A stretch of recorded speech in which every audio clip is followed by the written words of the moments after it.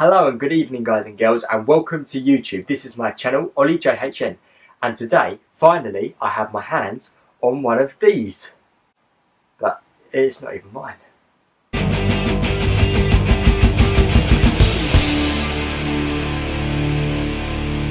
Yes, the iPhone 7, Apple's newest generation to their iPhone collection.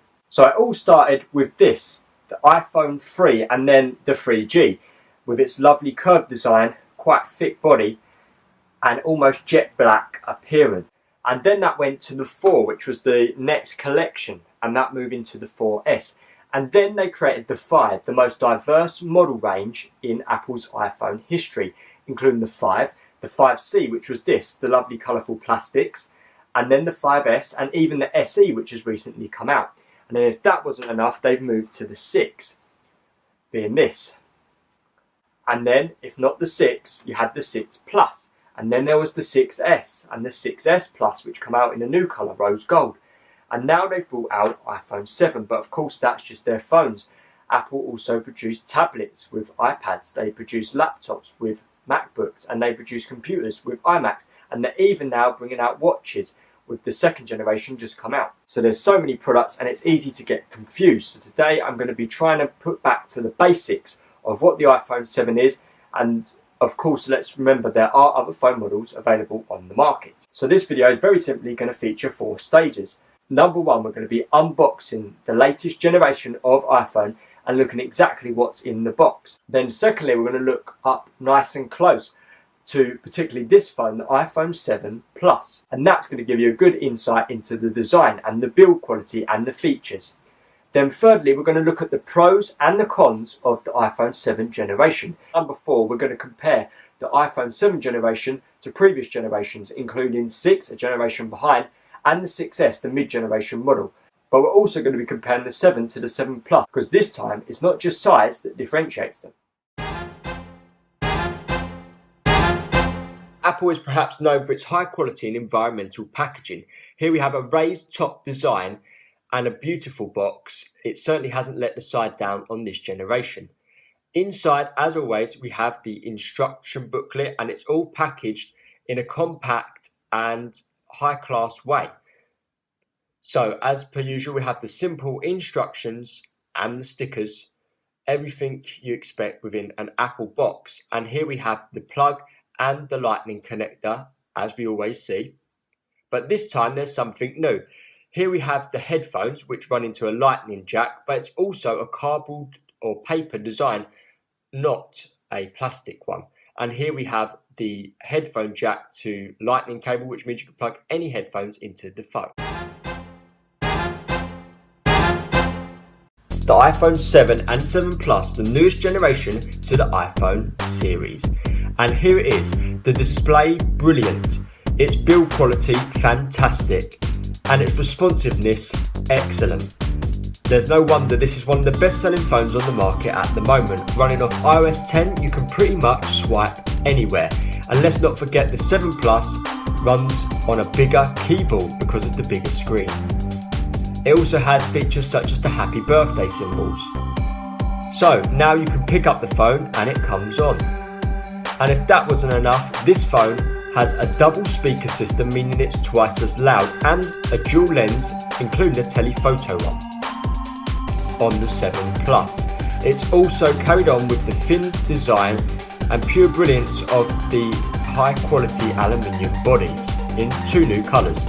So once you've turned it on, you can run off a camera which allows you to zoom in up to 10 times with a high quality picture on the telephoto lens.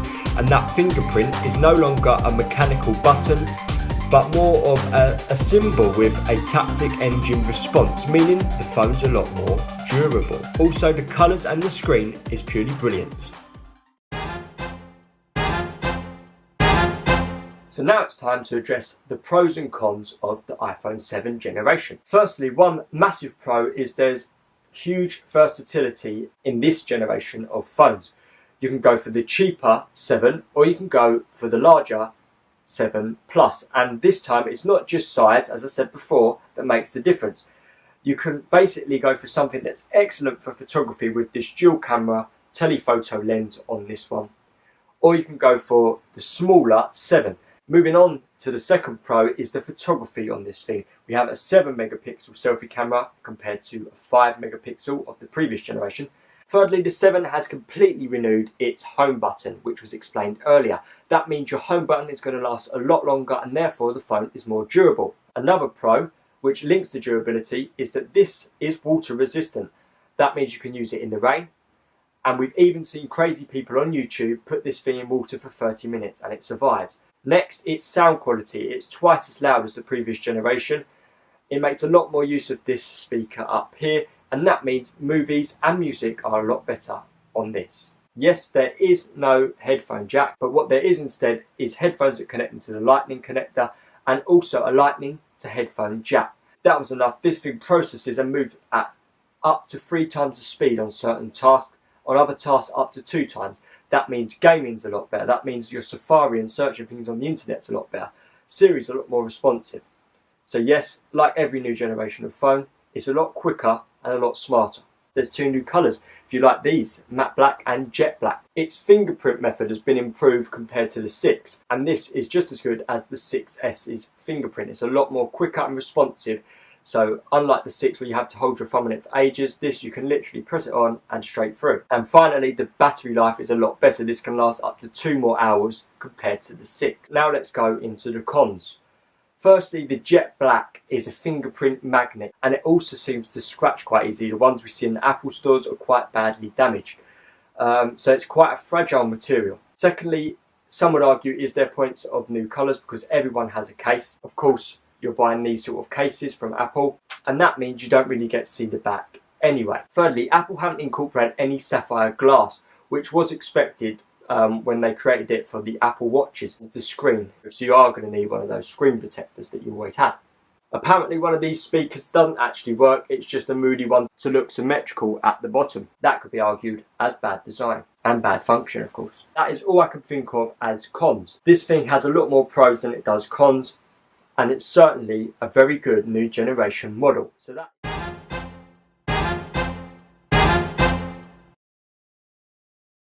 I'm now recording on the phones to compare quality. This has been recorded on the 5C outside camera. And here we have the 5C selfie camera, which is 5 megapixels. Next, this is the 6, this is the outwards camera, and it's filming in 1080p. And now we're filming with the selfie camera, and compared to the 5C, the screen is so much bigger, it's a lot easier and clearer to see yourself. While the selfie camera is going to look exactly the same on the 6S compared to the 6 being a 5 megapixel selfie camera, you will see the screen is a lot more clearer and colourful, but also outside camera on the 6S shoots in 4K video compared to 1080p. Here are the 2 phones side by side, the 6S and the 6. And finally, this is recording on the 7 Plus. And firstly, it's a lot easier to hold because of its size. However, this is shooting in 4K, the same as the 6S. However, where the generation does change is that the 7 and the 7 Plus have a 7 megapixel selfie camera. So here we have 2 side-to-side comparisons of the 5 megapixel on the 6S and the 7 megapixel on the 7. So comparing the 3 models, the 7 has a wide coloured display known as P3. It also has the A10 Fusion chip. 6S and 6 run on the A9 chip. The 7 has an optical image stabilisation and live photos with stabilisation, which also features on the 6S. It has a quad LED True Tone flash, whereas the 6S is running on just a True Tone flash. And the 7 and 6S both shoot in 4K at 30 frames per second, unlike the 6. The 7 has body and face detection, whereas the 6S just face. The FaceTime camera on the 7 is a 7 megapixel compared to 5 megapixels on the 6 and 6S. The 7 also has the FaceTime camera on auto image stabilisation. The 7 has a new Taptic engine, and the 6S and 7 have sapphire lens covers, meaning they're quite scratch resistant. Talking about the Plus itself, it feels a lot better with a bigger phone, and I would certainly go to this now. I wouldn't touch the 7, I go to the 7 Plus because of the camera, but also it feels a lot better having a bigger screen. It's a lot more easier. The picture on the camera is a lot bigger, so it's easier to see. And of course, movies are going to be on a bigger screen as well. And we have a double lens on the 7 Plus, which means we have a telephoto and a normal lens. That allows us to do certain focusing techniques on certain apps, and we can also zoom in a lot better and a lot clearer. So has Apple come a long way between the 6 and the 7, a generation skip? Most definitely. Firstly, the camera's so much better. Secondly, this thing's a lot faster and processor's a lot quicker. But thirdly, it's the new model. You've got to have it. Thank you so much for watching. I have been Ollie JHN, and this has been the iPhone 7.